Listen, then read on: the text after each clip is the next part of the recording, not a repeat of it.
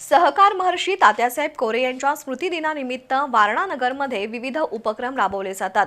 यावर्षी 9 डिसेंबरपासून वारणा नगरमध्ये कृषी प्रदर्शनाचं आयोजन केलंय। कृषी प्रदर्शनाची तयारी जोरदार सुरू आहे।